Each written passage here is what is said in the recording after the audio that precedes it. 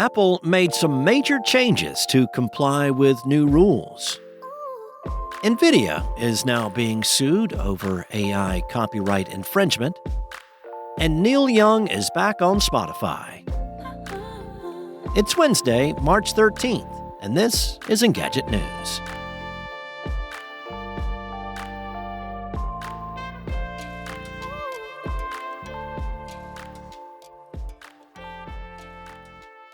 Days after Apple started allowing iOS users in the EU to use third-party app stores, the company has announced more changes related to how developers can distribute their apps. Most significantly, those who meet certain criteria will be able to let users download apps from their websites. The web distribution option, which will be available this spring, will effectively let developers bypass the app ecosystem entirely for their own apps. To be eligible, developers will need to opt into new App Store rules that see them pay a fee for each user install after certain thresholds and be an Apple Developer Program member that's been in good standing for at least 2 years. They'll need to have an app that had more than 1 million first annual installs on iOS in the EU in the prior calendar year, among other criteria, per a support document. By setting certain rules for supporting downloads from the app, Apple will be hoping to minimize the risk that users will be installing sketchy apps, such as ones containing malware or those that support piracy. Still, given the criticism levied against the company for seemingly only sticking to the letter of the EU's Digital Markets Act and not its spirit, the fact that the company is exerting control over app downloads from the web may come under scrutiny too. In addition, as 9to5Mac notes, Apple is now allowing developers to run app marketplaces that solely contain their own apps. Previously, they were required to offer apps from other developers. As such, this means the likes of Epic Games, Xbox, and Meta can have iOS app marketplaces that only include their own apps and games.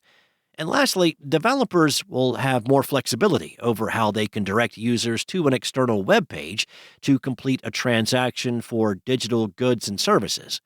Apple had provided design templates for in-app promotions, discounts, and deals, but those are now optional as of today.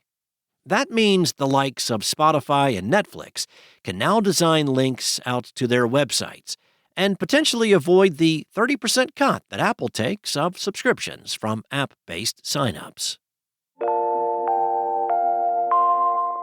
It's getting hard to keep up with copyright lawsuits against generative AI, with a new proposed class action hitting the courts last week. Ars Technica reported that authors are suing NVIDIA over its AI platform Nemo, a language model that allows businesses to create and train their own chatbots.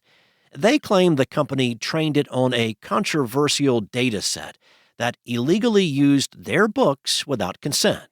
Authors Abdi Nazemian, Brian Keene, and Stuart Onan demanded a jury trial and asked NVIDIA to pay damages and destroy all copies of the Books 3 dataset used to power Nemo large language models.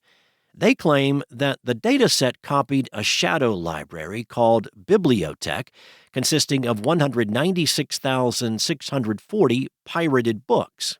In response, NVIDIA told the Wall Street Journal that we respect the rights of all content creators and believe we created Nemo in full compliance with copyright law. Last year, OpenAI and Microsoft were hit with a copyright lawsuit from nonfiction authors, claiming the companies made money off their works but refused to pay them. A similar lawsuit was launched earlier this year. That's on top of a lawsuit from news organizations like The Intercept and Raw Story, and of course, the legal action that kicked all of this off from the New York Times.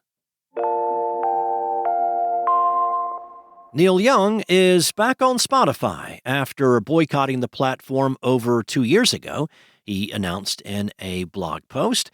The Canadian singer ditched the platform over vaccine misinformation on the Joe Rogan podcast, later saying he was fed up with Spotify's not great sound quality. Young returned because Rogan's podcast is no longer exclusive on Spotify. Without specifically mentioning the Joe Rogan experience, Young said, quote, "My decision comes as music services Apple and Amazon have started serving the same disinformation podcast features I had opposed at Spotify," end quote. There's no way he could also pull his catalog from Apple Music and Amazon. And he added, "Because my music would have very little streaming outlets to music lovers at all, if he did." Young also expressed hope that Spotify would improve its sound quality, while shouting out Qobuz and Tidal for presenting his songs in high res. Fellow Canadian Joni Mitchell joined Young in the boycott, and her music is still missing from the platform.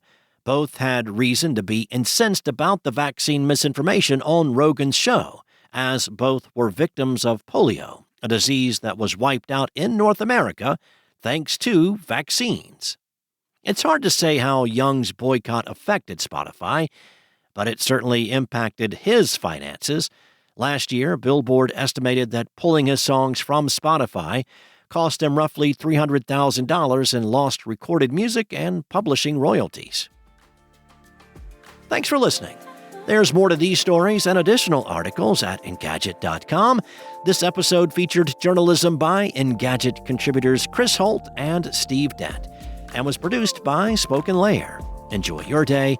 I'll be back tomorrow morning with more tech news from Engadget.